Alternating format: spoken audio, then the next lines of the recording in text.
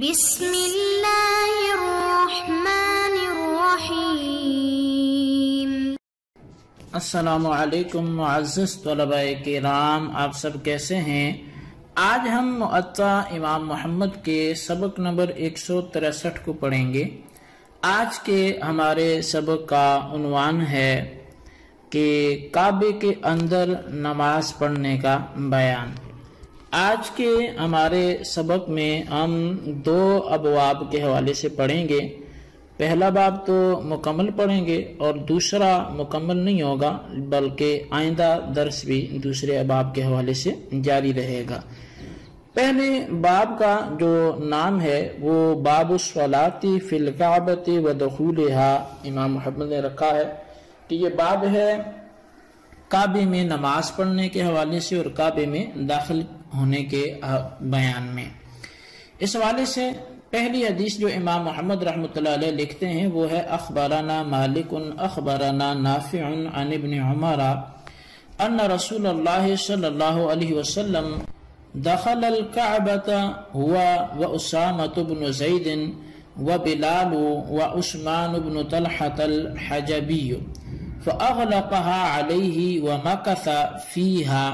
قال عبد الله فسألت بلالا حين خرجوا ماذا صنع رسول الله صلى الله عليه وسلم؟ قال جعل عمودا عن يساره وعمودين عن يمينه وثلاثة أعمدة وراءه ثم صلى وكان البيت يومئذ على 6 أعمدة۔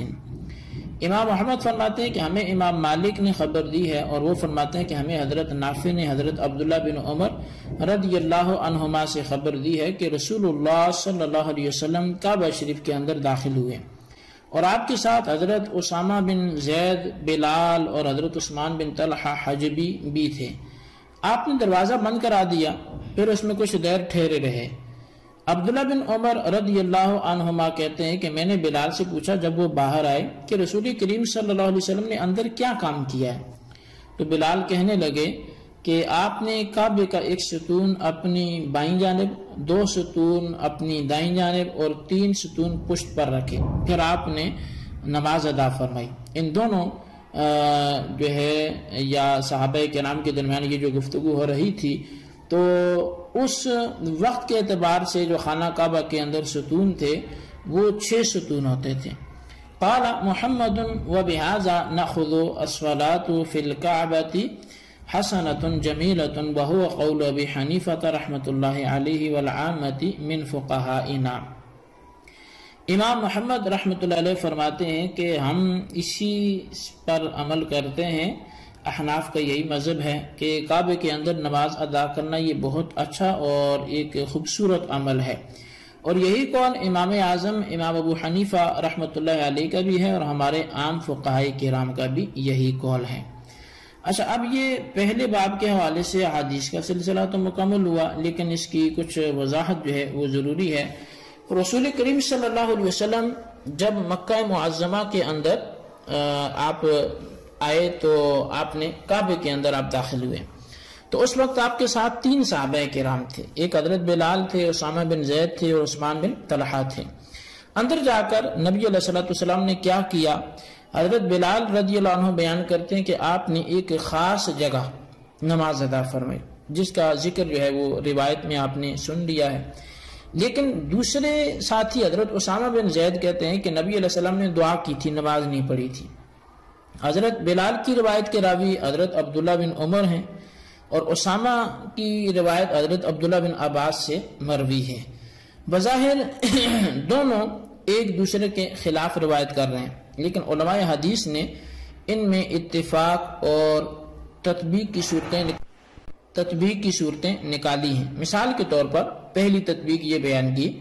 کہ نبی علیہ السلام نے کعبے کے اندر داخل ہوتے ہی دروازہ بند کرا دیا تھا، روشنی کا انتظام نہیں تھا، اس لیے ہر ایک اپنی اپنی دعا میں مصروف ہو گیا۔ حضرت اسامہ نے آپ کو بھی دعا کرتے پایا، حضرت اسامہ چونکہ ذرا فاصلے پر تھے اور حضرت بلال آپ کے بہت نزدیک سے، اس لیے دعا کے بعد جب آپ نے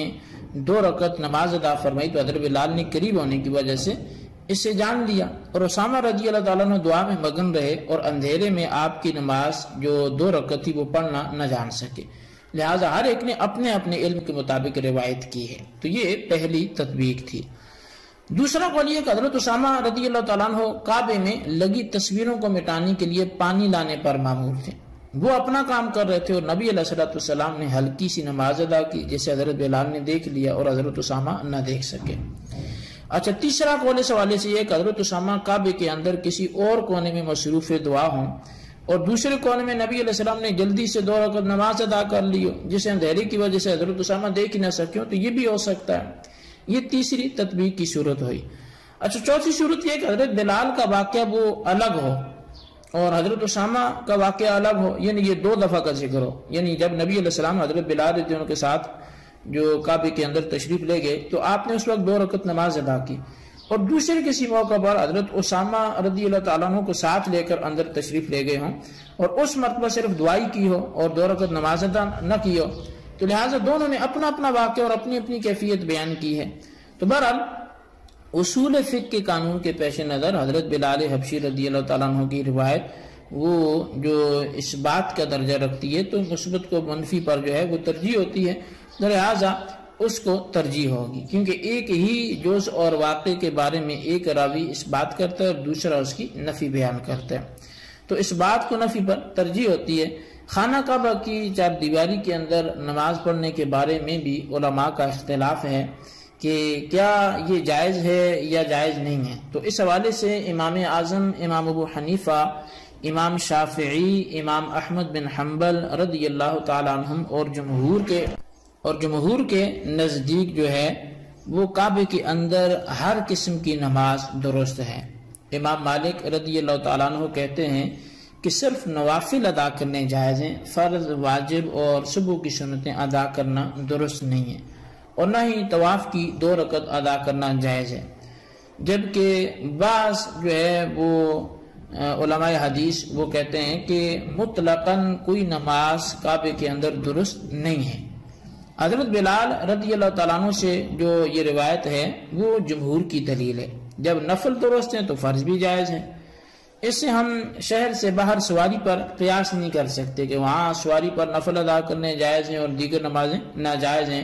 کیونکہ یہاں سواری پر نماز کا معاملہ ہے اور کعبے کے اندر سطح زمین پر نماز کا معاملہ ہے۔ تو کعبے کی 4 دیواری والا زمین کا خطہ زمین کی بزرگ ترین جگہ ہے، اس کا مقام و مرتبہ وہ بہت بڑا ہے اور عظمت والا ہے۔ علامہ عینی نے عمدۃ القاری شرح صحیح البخاری جلد 9 میں اس حوالے سے اس حدیث پر بحث کرتے ہوئے ایک اور روایت بحوالہ امام بہقی آپ نے حضرت عبداللہ بن عباس رضی اللہ عنہما سے نقل فرمائی ہے۔ وہ فرماتے ہیں کہ نبی علیہ السلام نے ارشاد فرمایا، جو شخص کعبے کے اندر داخل ہوا وہ باہر نکلا تو گناہوں کو بخشوا کر نکلا۔ اگر صرف داخل ہونے پر یہ بشارت ہے تو سوچیں پھر 2 رکعت نماز ادا کرنے کا اجر و ثواب اور پھر وہ بھی فرائض اور واجبات کی ادائیگی کا ثواب، اس کا اندازہ کیسے ہو سکتا ہے؟ اس لیے ہمارے ائمہ اس بات پر متفق ہیں کہ خانہ کعبہ کی 4 دیواری کے اندر مطلقاً نماز ادا کرنا یہ بہت اچھا اور خوبصورت عمل ہے۔ اچھا، اب یہ تو ہمارا پہلا باب تھا جو یہاں پہ آ کے مکمل ہوا۔ اب ہم آج کے سبق میں جو دوسرے باب کو ہم نے کچھ پڑھنا ہے تو وہ باب الحج عن المیت او عن الشیخ الکبیر، کہ مردے کی طرف سے یا بوڑھے بزرگ کی طرف سے حج کرنے کا بیان، یعنی جیسے حج بدل کے حوالے سے، حج بدل کا نام یہ ایک ٹرمز ہے، ایک اصطلاح ہے جو استعمال ہوتی ہے، تو اس کا لفظ بولا جاتا ہے۔ تو اس حوالے سے ہم حدیث پاک پڑھتے ہیں، اخبرنا مالک اخبرنا ابن شہاب ان سلیمان ابن یسار اخبرہ ان عبد الله بن عباس اخبره قال كان الفضل بن عباس رديف رسول الله صلى الله عليه وسلم قال فأتت امرأة من خثعم تستفتيه قال فجعل الفضل ينظر إليها وتنظر إليه قال وجعل رسول الله صلى الله عليه وسلم يصرف وجه الفضل بيده إلى الشق الآخر فقالت يا رسول الله إن فريضة الله على عباده في الحج أدركت أبي شيخا كبيرا لا يستطيع أن يثبت على الراحلة أفأحج عنه قال نعم وذلك في حجة الوداع۔ امام محمد رحمۃ اللہ علیہ آپ حدیث پاک امام مالک رضی اللہ تعالیٰ عنہ سے روایت کرتے ہیں. آپ فرماتے ہیں کہ امام مالک نے ہمیں خبر دی کہ وہ فرماتے ہیں ہمیں ابن شہاب نے بتایا کہ سلمان بن یسار نے حضرت عبداللہ بن عباس سے اور انہوں نے فضل بن عباس سے بیان کیا کہ فضل بن عباس رضی اللہ عنہ ایک مرتبہ نبی علیہ السلام کے ساتھ سواری پر پیچھے بیٹھے ہوئے تھے کہ ایک عورت قبیلہ خثعم سے تعلق رکھنے والی آئی. وہ آپ سے ایک مسئلہ پوچھنا چاہتی تھی اور حضرت فضل بن عباس نے اسے اور اس نے حضرت فضل بن عباس کو دیکھنا شروع کر دیا اور رسول کریم صلی اللہ علیہ وسلم نے اپنے ہاتھ سے فضل کا منہ دوسری طرف پھیر دیا. بہرحال اس عورت نے عرض کیا یا رسول اللہ, اللہ تعالیٰ نے اپنے بندوں پر حج فرض کیا ہے. میرے والد صاحب جو ہیں وہ نہایت ہی عمر رسیدہ ہیں کہ وہ سواری پر بھی نہیں بیٹھ سکتے, کیا میں ان کی طرف سے حج کر سکتی ہوں؟ فرمایا ہاں, اور یہ واقعہ حجۃ الوداع کا ہے. اخبرنا مالک اخبرنا ایوب السختیانی عن ابن سیرین عن رجل اخبره عن عبد الله بن عباس ان رجلا اتى النبي صلى الله عليه وسلم فقال ان امي امرأة كبيرة لا نستطيع ان نحملها على بعير وان ربطناها خفنا ان تموت افاحج عنها قال نعم. امام محمد رحمۃ اللہ علیہ حدیث پاک ذکر کرتے ہیں, فرماتے ہیں کہ امام مالک نے ہمیں ایوب سختیانی سے اور وہ ابن سیرین سے بیان کرتے ہیں کہ انہیں ایک شخص نے حضرت عبداللہ بن عباس رضی اللہ عنہما سے یہ بیان کیا کہ نبی اکرم صلی اللہ علیہ وسلم کے پاس ایک شخص آئے اور عرض کرنے لگا حضور میری والدہ ضعیف العمر ہے, ہم سے اونٹ پر ان کو بٹھایا بھی نہیں جا سکتا, یعنی ہم انہیں اونٹ پر نہیں بٹھا سکتے, اور اگر بٹھا کر باندھ بھی دیں تو ہمیں ان کی موت کا خطرہ ہے. کہ مطلب اونٹ پر ظاہر ان دنوں بیٹھا جاتا تھا اور سفر ہوتا تھا تو گاڑی تو تھی نہیں کہ وہاں بندہ بیٹھا بھی رہے, بیمار بھی یا لیٹ کے چلا جائے, تو اونٹ پہ بیٹھنا وہ کچھ نہ کچھ بیٹھنے والی کی طاقت تو لگتی ہے, اس سے سنبھالنا پڑتا ہے اپنے آپ کو. تو لہٰذا نے فرمایا کہ ہمیں اس کی موت کا خطرہ ہے, تو کیا میں اپنی والدہ کی طرف سے حج کر سکتا ہوں؟ تو نبی علیہ الصلوۃ والسلام نے فرمایا کہ ہاں تم اپنی والدہ کی طرف سے حج کر سکتے ہو. تو بہرحال یہ چونکہ ہمارا جو باب چل رہا ہے اس باب کے حوالے سے ایک حدیث ابھی باقی ہے اور اس کے بعد امام محمد اپنا نظریہ بیان کریں گے, اور اس کے بعد جو ہے وہ حج بدل کے کچھ احکام ہیں, اور پھر اس میں امام مالک کا اپنا ایک نظریہ ہے تو ان کا نظریہ کیا ہے اور اس کا پھر جواب کیا ہے. اس حوالے سے ہم آئندہ سبق میں انشاءاللہ گفتگو کریں گے.